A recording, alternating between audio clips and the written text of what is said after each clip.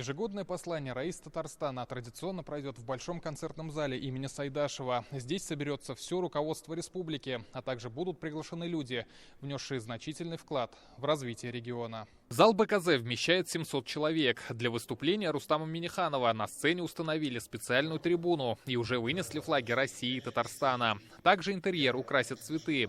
Сегодня здесь завершаются последние приготовления. Раз, два, три, четыре, пять, шесть, семь. Запас есть какой-то? Особое внимание вопросам безопасности. Также на входе у всех участников измерят температуру. Рустам Нургалевич очень внимательно относится к цифрам. По словам руководителя пресс-службы Раисы Лилии Галимовой, работу над содержанием выступления Рустам Минниханов начал задолго до послания. Текст держится в секрете и редактируется до последнего момента. Традиционная работа к посланию начинается где-то больше, чем за месяц. То есть начинается подготовка документов, сверяются основные показатели, прорабатывается аналитика относительно того, какие новые программы можно было бы реализовать в перспективе.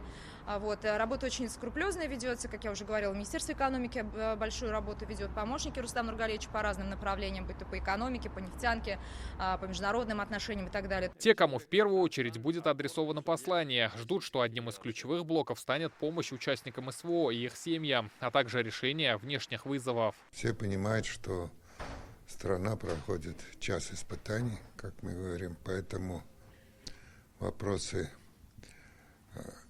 которые связаны с Татарстаном в этой части, это обеспечение той продукции, которую выпускает Республика для оборонных нужд. Обязательно будет первым вопросом, я так думаю, что будет стоять об обстановке специальной военной операции, как республика занимается этим. И я думаю, также будет обращено внимание тем ребятам, которые там, скажем, воюют, и тем семьям, и как им оказывается помощь.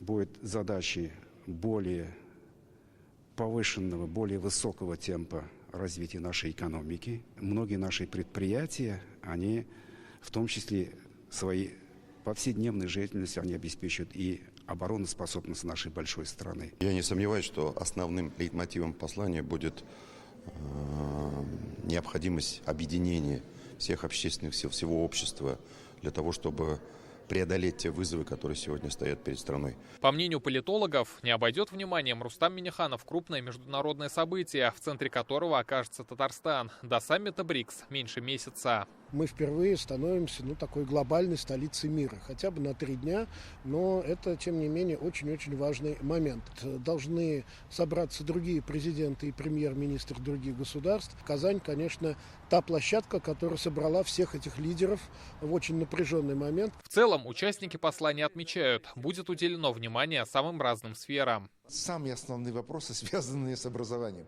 Потому что вот через наших учителей, через наших опытных, мудрых учителей и молодых учителей, через наставников мы должны передавать знания и так еще больше заниматься воспитанием нашей молодежи. Я уверена, что традиционно в послании Раисы нашей республики Рустама Нургалевича Минниханова будет очень много внимания уделено вопросам духовности, вопросам мира, межнационального согласия и, безусловно, вопросам развития культуры. Особенность послания. Каждый год в зал приглашают рядовых татарстанцев. В прежние годы это были герои, фермеры, многодетные семьи, волонтеры и талантливые дети. Кто окажется в зале в этом году, узнаем завтра. Телеканал ТНВ покажет послание Рустама Минниханова в прямом эфире. В БКЗ будет работать передвижная телестанция с 8 камерами высокой четкости. Основной задачей, чтобы каждая камера страховала, дублировала друг друга. Также и по сигналам, так и по прохождению звука и видео.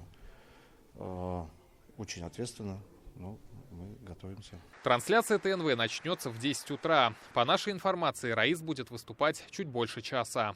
Рамиль Галиуллин, Наиль Абдуллин, Рамзиль Гарипов, ТНВ, Казань.